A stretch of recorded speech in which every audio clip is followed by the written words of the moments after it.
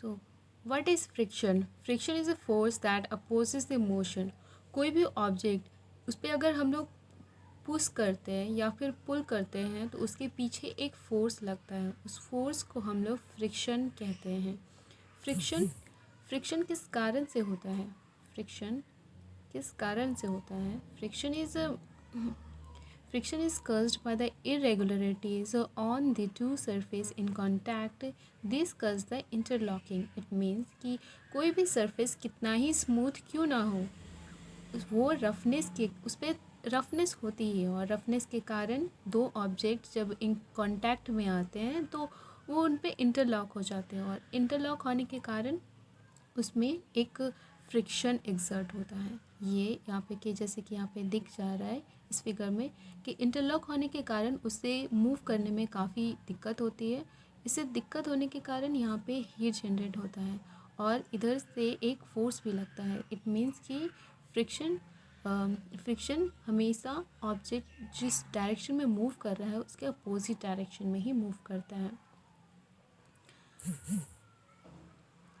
Friction rough surface पे friction काफ़ी ज़्यादा होता है, और वही स्मूथ सरफेस पे फ्रिक्शन काफ़ी कम होता है। आपने देखा होगा एक एग्ज़ाम्पल लेते हैं, जैसे कि एक मैच बॉक्स, उसमें रफनेस होती है, और जब मैच स्टिक जब हम लोग उस पर रब करते हैं, ऐसे होता है। मैच स्टिक जब हम लोग उस पर रब करते हैं तो उस पर हीट जनरेट होता है, और हीट जनरेट के कारण वहाँ पे फायर होता है। तो इट मीन्स इससे ये क्लियर होता है कि कोई भी सरफेस अगर जितना ज़्यादा रफ़ होगा उतना ही ज़्यादा उसमें फ्रिक्शन लगेगा। क्यों? क्योंकि उस पर दूसरे ऑब्जेक्ट को मूव करने में उतना ही ज़्यादा फोर्स की ज़रूरत पड़ेगी, और जितना ज़्यादा फोर्स की ज़रूरत पड़ती है फ्रिक्शन उतना ही ज़्यादा लगता है। Different type of friction mainly 3 तरह के होते हैं। एक काइनेटिक फ्रिक्शन, स्टैटिक फ्रिक्शन और rolling friction.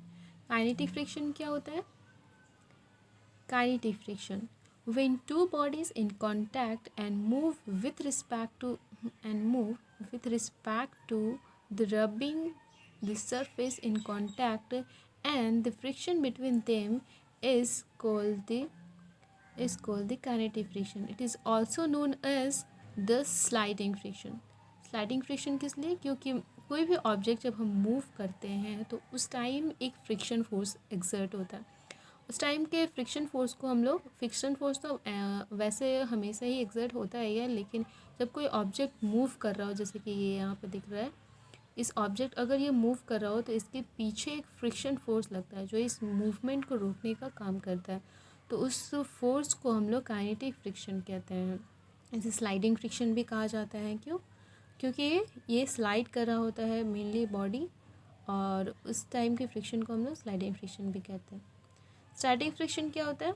Static friction when two bodies in contact but not sliding with respect to each other, then the friction between them is known as the static friction.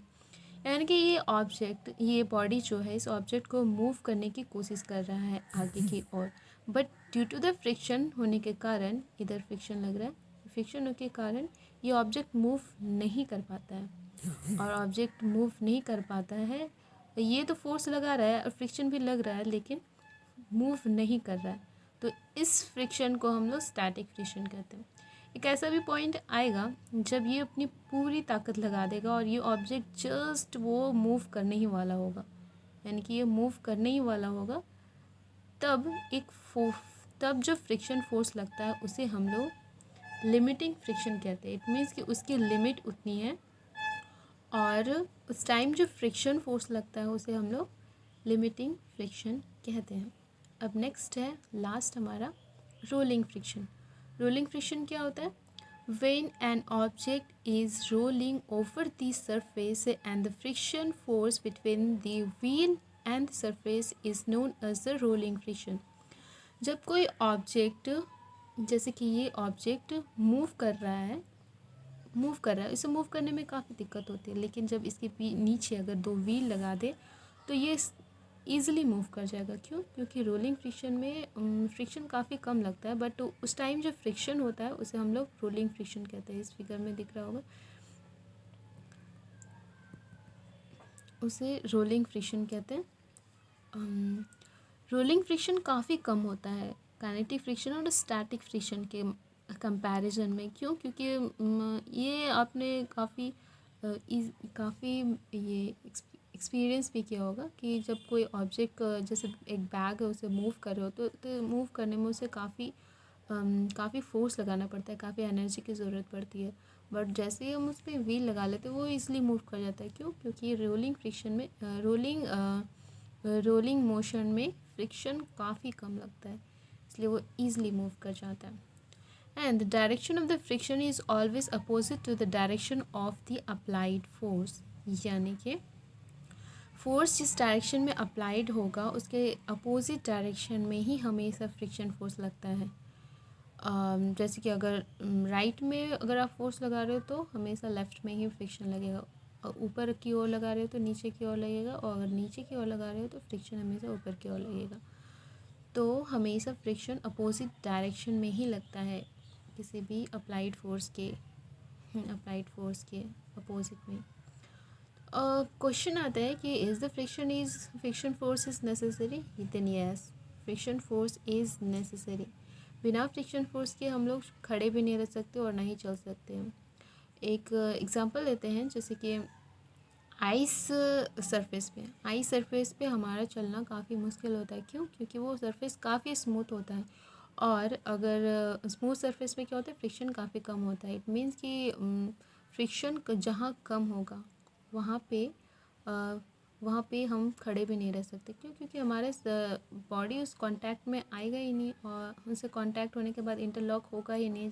अगर interlock नहीं होगा तो हम तो slip कर जाएंगे ना।